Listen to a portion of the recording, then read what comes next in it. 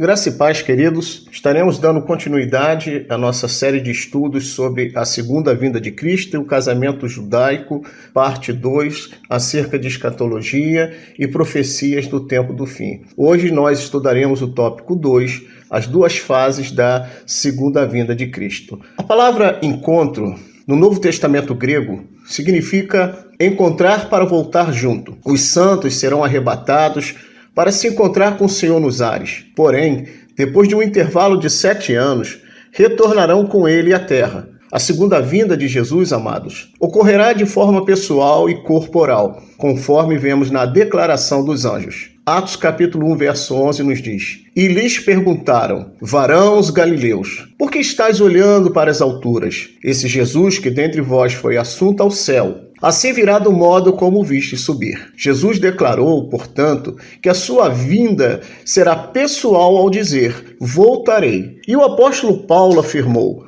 o Senhor mesmo descerá dos céus. Jesus Cristo, portanto, virá corporalmente e pessoalmente. A segunda vinda de Jesus Cristo se divide, porém, em duas fases, isto é, em 2 estágios de uma só vinda. Cabe lembrarmos, no entanto, que não se trata de 2 vindas. Veremos então. Aqui nós temos um gráfico para ilustrar essa verdade. A segunda vinda de Jesus, ela se divide em 2 fases ou 2 estágios. Uma no início da grande tribulação e outra no final da grande tribulação. No início da grande tribulação, conforme o nosso gráfico, Jesus veio ao mundo, o mundo vê. A igreja o vê quando Jesus vier arrebatar a igreja. Jesus veio após a sua ressurreição, né? Ali apareceu para os discípulos reunidos à escondida, onde eles se encontravam. Vemos aqui o Calvário, Cristo sofre pelos nossos pecados. Em seguida, a segunda vinda, Jesus vem para a sua igreja, a igreja o vê. Jesus vem para o mundo vê. Aí tem a tribulação, o mundo sofre por causa dos seus pecados. Então, na primeira vinda, o mundo viu, os discípulos após a ressurreição o viram, como Maria Madalena, por exemplo, isso após a sua morte no Calvário. Na segunda vinda, somente a igreja o verá no início da grande tribulação. Já quando ele voltar na segunda fase da segunda vinda, aí sim todo olho o verá. Nós vamos ver melhor isso aqui no próximo tópico. Primeira fase. 1 Tessalonicenses 4, 16 e 17, João 14, 3. 1 Tessalonicenses 4, 16 nos diz: Porque o Senhor mesmo descerá do céu com grande brado, a voz do arcanjo, ao som da trombeta de Deus, e os que morrerem em Cristo ressuscitarão primeiro. Essa seria a primeira fase ou primeiro estágio da segunda vinda. A segunda fase ou segundo estágio da segunda vinda, nós lemos em textos como 2 Tessalonicenses 1, 7 a 9 e Apocalipse capítulo 1, versículo 7. Nós vamos ler Apocalipse 1, 7, que diz: Eis que vem com as nuvens e todo olho verá, até mesmo aqueles que o transpassaram, ou seja, Israel. E todas as tribos da terra se lamentarão sobre ele. Sim, amém. Aqui nós vamos fazer uma comparação entre as duas fases da segunda vinda de Jesus. Na primeira fase, ocorrerá o arrebatamento. Na segunda fase da segunda vinda, revelação ou parousia. Na primeira fase da segunda vinda, ele virá nos ares. Na segunda fase da segunda vinda, ele virá na terra. Zacarias 14, 4, 5, pisará no Monte da Oliveira. Na primeira fase, vem para buscar os seus santos no início da grande tribulação. Na segunda fase, vem com seus santos no fim da grande tribulação. Na primeira fase, ocorrerá no início da grande tribulação. Na segunda fase, ocorrerá no fim da grande tribulação. Na primeira fase, ele virá nas nuvens. Na segunda fase, ele virá com as nuvens. Portanto, na primeira fase, ele virá para a igreja. Na segunda fase, ele virá para a nação de Israel. Na primeira fase, ele será como a estrela da manhã. Na segunda fase, ele será como o sol da justiça. Todos conseguem ver. Na primeira fase, ele virá como noivo da igreja. Na segunda fase, ele virá como rei de Israel. Na primeira fase, ele virá para receber sua noiva, 2 Coríntios 11, 2. Na segunda fase, para ser recebido por Israel, Zacarias 14, versículo 9 ao 11. Portanto, aqui nós temos um gráfico que fala do plano escatológico do fim dos tempos, né? Então, esse gráfico mostra aqui a primeira vinda do Senhor Jesus, isso na plenitude dos tempos, ou no início da plenitude dos tempos, já que a plenitude dos tempos inicia com o nascimento de Jesus na sua primeira vinda e terminará na segunda. O final dos tempos, a mesma coisa, começa com a sua primeira vinda e terminará com a sua segunda vinda, o arrebatamento da igreja, o encontro dos salvos com seu Senhor Jesus, os 7 anos de tribulação, a segunda vinda ou a volta de Cristo em glória junto com os salvos, o milênio, o juízo final e depois a purificação da terra e o estado de eternidade. Portanto, está aí o nosso gráfico. No tópico de número 3, eu quero ainda abordar algumas características da segunda vinda de Cristo. A primeira característica é que ela será súbita. Apocalipse 22:7 nos revela isso. Por isso Jesus nos exortou à vigilância. A hora e o dia não sabemos. A sua vinda será no abrir e fechar de olhos, rápida e repentina. Oração e vigilância devem ser partes integrantes da nossa vida cristã. Outra característica é que ela será iminente. Tito, capítulo 2, verso 13, Hebreus 9, 28, 1 Tessalonicenses, capítulo 1, versículo 9 e 10. O termo iminente deve ser visto no sentido profético e não histórico, isto é, como um acontecimento futuro. Como iminente, queremos então afirmar que ele está para vir. A sua vida está muito próxima de acontecer e em breve estaremos com ele nos ares. Outra característica é que ela será próxima. Lemos isso em Lucas 21, 28, Mateus 16, 3 e Mateus 24, 3 e 33. Podemos ver, amados irmãos, a evidência da segunda vinda de Jesus Cristo pelos sinais. A palavra sinais no grego é semeon, que se tornam então evidentes e que são tão numerosas. Isso descreve para nós que esta dispensação está próxima do fim e que a vinda de Jesus é uma questão de tempo. Ora, ao começarem estas coisas a se suceder, exultai e erguei as vossas cabeças, porque a vossa redenção se aproxima. Ora, ao começarem estas coisas a suceder, exultai e erguei as vossas cabeças, porque a vossa redenção se aproxima. Lucas 21, 28. Outra característica é que ocorrerá sinais nos céus. Lucas 21, 25a. Estamos presenciando as mudanças ocorridas, amados irmãos, em nossa galáxia, através de poderosos telescópios lançados no universo. Acontecimentos estranhos como aparições de supostos discos voadores, os chamados OVNI, e fenômenos inexplicáveis têm sido noticiados constantemente nos noticiários de televisão e também através de vários canais no YouTube. Esses sinais, irmãos, demonstram, portanto, a aproximação da vinda de Jesus. Outra característica da segunda vinda de Jesus é que haverá sinais na terra. Lucas 21, 25, parte B, Mateus 24, 6 ao 8 e 19, 28. Vemos angústias e dor na terra, guerras e fúria da natureza, sinais e mais sinais que demonstram o cumprimento do sermão profético de Mateus. Mateus 24. Veremos, portanto, amados irmãos, alguns desses sinais. Terremotos. Mateus 24. Os terremotos, amados, têm sido frequentes e devastadores. Só no século XX, o número de terremotos passou do dobro de todos os séculos anteriores. Já no século XXI, já ocorreram inúmeros terremotos. Haverá também as chamadas pestilências, Mateus 24, 7. A palavra pestilência no grego é loimos, que significa de afinidade incerta, pestilência, indivíduo, pestilento, peste, praga. Vemos a cada dia surgir mais e mais doenças. No século XX, a febre espanhola ocorrida entre os anos de 1918 e 1919. Vemos ainda a doença do século XXI, a gripe H1N1, que ocorreu de 2009 a 2010, com saldo de 18.500 mortes. A SARS, que ocorreu de 2002 a 2003, com saldo de 774 mortos. Vimos também a gripe aviária, que ocorreu de 2003 a 2004, com saldo de 400 mortos. Ainda a famosa ebola no oeste da África, que ocorreu de 2013 a 2016 e vem ocorrendo desde 2018 na África, com um saldo de 11.300 mortos. E agora temos também o coronavírus, que já fez mais de 100 mil mortos no mundo. Na realidade, nessa altura, já passou desse número. Vemos outro sinal muito característico desse tempo: guerras e fome, já que a guerra sempre leva à fome, à miséria, como nós vemos na revelação dos 4 cavaleiros do Apocalipse. Lá em Mateus 24, 7, Jesus fala sobre guerras e fomes. Só neste século, irmãos, tivemos 2 grandes guerras mundiais, além de várias guerras como a do Vietnã, do Golfo, do Iraque e da Síria. A seca, as estiagens, as guerras e a recessão em países do terceiro mundo têm trazido muita fome e miséria, principalmente na África e também no Oriente Médio.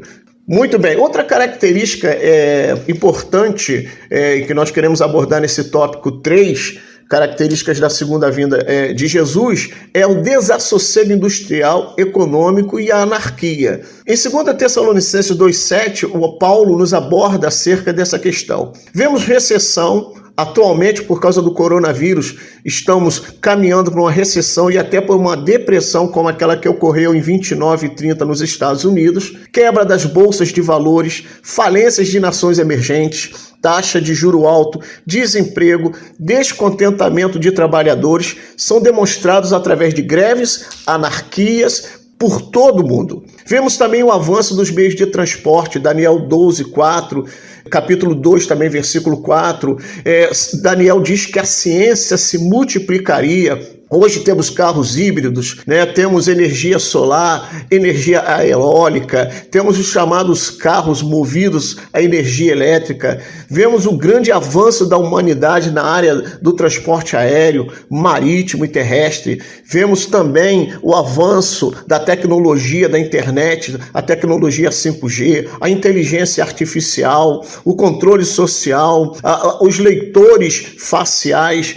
Vemos como os celulares avançaram. Hoje é um computador, um celular se tornou um computador de mão. Portanto, amados, o mundo nunca esteve tão próximo como nos nossos dias de um avanço tecnológico e científico. Houve um grande avanço na área das telecomunicações, como eu falei, na internet. Estamos ligados a pessoas e empresas no mundo inteiro através de uma rede global de informação. Hoje já podemos ter a transmissão simultânea de um jogo de futebol para o mundo inteiro. Quando nós estudávamos as profecias bíblicas e líamos na Bíblia que todo olho verá, em 1980 nós não entendíamos como isso seria possível, mas com a tecnologia atual, hoje nós entendemos que é possível. Na segunda fase da segunda vinda de Jesus, será possível ver Jesus em todo o mundo através da tecnologia. Portanto, hoje é possível ver Jesus na segunda fase da sua segunda vinda através dos sistemas de telecomunicação, de internet e das redes sociais. Outra característica da segunda vinda de Jesus é a apostasia. Em 1 Timóteo, capítulo 4, verso 1, lemos que apostasia, a palavra grega é afisteme, que significa fazer retroceder, fazer afastar-se, remover. Afisteme significa fazer retroceder, fazer afastar-se, remover, excitar a revolta, retroceder, manter-se de lado, ir embora, deixar alguém, abandonar, afastar-se de alguém, abandonar, tornar-se infiel, afastar-se dele, fugir de, parar de atormentar alguém, afastar-se de, abandonar, guardar-se de, ausentar-se. Portanto, a apostasia tem aumentado em nossos dias. A cada momento surge uma nova seita e as que já existem crescem assustadoramente. Ventos de doutrina, doutrinas de demônio, distorção das doutrinas fundamentais da fé cristã. Nunca vemos tantos mestres hereges ensinando heresias como vemos em canais de YouTube nem na internet. Hoje a internet virou o mundo de Deus dará. Muitas pessoas hoje já não meditam na palavra de Deus. Pelo contrário, vão na internet em busca de falsos mestres que falam aquilo que eles querem ouvir porque têm comichão nos ouvidos. Então eles buscam mestres que falam segundo o desejo da sua carne. Surgem irmãos enlatados teológicos a cada instante, ventos de doutrinas e seminários teológicos que negam doutrinas fundamentais da fé cristã, como o nascimento virginal de Jesus Cristo. Pastores e igrejas ensinam doutrinas estranhas na Bíblia, como o movimento coach, a teologia da prosperidade, os pregadores stand-up e por aí vai. E ainda vemos, amados irmãos, uma frouxidão, uma lassidão moral e ética dentro de muitas igrejas denominacionais e ministérios. Dando continuidade ao tópico 3, sobre características da segunda vinda de Cristo, vemos no livro do Apocalipse, capítulo 13, versículo 16 e 17, que haverá um grande aumento do comércio internacional no tempo do fim. Vemos em nossos dias a formação dos blocos econômicos entre nações continentais, fusão de bancos, crescimento das atividades comerciais, globalização, monopólios, privatizações, fusão de empresas e indústrias, e ainda o palco para o levantamento do reino do grande monopolista, o anticristo. Vemos os blocos econômicos que existem hoje, como NAFTA, como a União Europeia, como o Mercosul. E vemos também, queridos, que hoje há uma globalização, onde o comércio já não tem fronteiras. O que acontece na China acaba atingindo o Brasil, porque hoje, basicamente, as bolsas econômicas estão interligadas no mundo inteiro. Vemos também os sinais políticos. Daniel, capítulo 2, versículo 7. Vemos surgir alianças e blocos políticos entre as nações do mundo. Por exemplo, hoje nós temos 3 grandes blocos se degradando no mundo. Os globalistas, formado por 13 famílias poderosas, banqueiros, megacapitalistas. Temos o grupo eurasiano, formado pela China e pela Rússia. E também agora temos o grupo dos chamados conservadores, cujo maior expoente é Donald Trump, presidente dos Estados Unidos. Tudo isto aponta para o ressurgimento final do Império Romano e o domínio da maior parte do mundo sobre o governo total do Anticristo, o homem da iniquidade. O reino deste homem, amados irmãos, será uma espécie de supernações unidas, com um governo político-militar conjunto, e tudo isto culminará na invasão de Israel pelas tropas do Anticristo, conforme nos revelado na palavra de Deus no vale de Meguido ou Josafá, a famosa batalha do Armagedon. Existe também uma linha de interpretação muito ensinada em nossos dias, baseando-se no Salmo de número 83, de que o Anticristo será muçulmano. Ele virá da terra do Iraque, atual Iraque, e ele é chamado nas profecias do Velho Testamento de o Assírio. Portanto, segundo o Salmo 83, nações muçulmanas invadirão Israel e tentarão ali destruir o Estado judeu. Nessa interpretação, nós observamos que não é o Império Romano redivivo, a partir de Roma e da Europa e da União Europeia, mas sim as nações muçulmanas que se levantarão e que, portanto, o anticristo será muçulmano. Essa é uma linha de interpretação muito em voga nos nossos dias. Mas ainda baseando-se nas características da segunda vinda de Cristo, nós não poderíamos deixar de abordar o maior de todos os sinais entre eles. E esse sinal tem uma relação com Israel, conforme lemos Mateus capítulo 24, do verso 32 ao 34. Lemos assim, irmãos, na palavra de Deus, lá em Lucas: vede a figueira, Israel, e todas as árvores, as nações. Sem dúvida nenhuma, Israel é o relógio de Deus. Ele é o maior sinal entre todos os sinais da segunda vinda de Cristo, pois o próprio Jesus nos afirma, como acabamos de ler aqui em Lucas, capítulo 21, versículo de número 29. Apesar, irmãos, dos surpreendentes e espantosos acontecimentos experimentados nesses dias, o maior de todos os sinais do fim dos tempos é, contudo, o menos enfatizado. É o retorno do povo judeu à terra prometida e a fundação do Estado de Israel. O moderno Estado de Israel, fundado em 1948 através de uma resolução da ONU presidida pelo brasileiro Oswaldo Aranha e cujo Estado já completou 70 anos de fundação, uma geração bíblica, e que, segundo o escritor e teólogo Perry Stone, as lideranças cristãs deveriam se debruçar sobre o fato, à luz da Bíblia, acerca das profecias do tempo do fim, tendo Israel como relógio de Deus. Stone publicou um artigo na revista pentecostal Carisma Magazine, destacando que as profecias bíblicas do tempo do fim previram uma série de restaurações que se desdobrarão antes do retorno do Messias, pontuando também que esses eventos de restituição são recorrentes na história do povo judeu e que ainda estariam em curso nos dias atuais. Atos 3, 19 e 21 diz: arrependei-vos, pois, e convertei-vos, para que os vossos pecados sejam apagados quando chegarem os tempos da renovação da presença do Senhor, e ele enviará a Jesus Cristo, que antes era anunciado a vós. a quem o céu deve receber até os tempos da restauração de todas as coisas que Deus falou pela boca de todos os seus santos profetas desde o princípio do mundo. Aqui Pedro está falando sobre tempos de refrigério, avivamentos e da restauração de todas as coisas.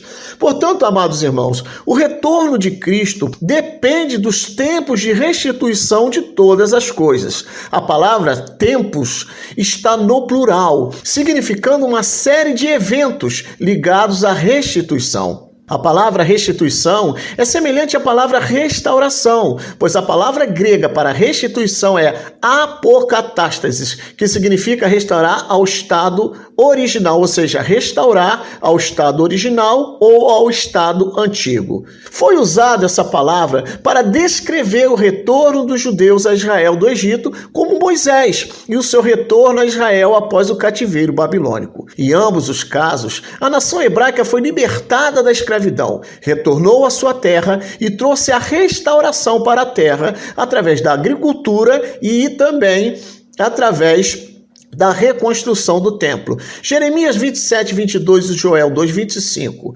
Cristo, portanto, amados irmãos, retornará depois que uma ordem de restauração ocorrer.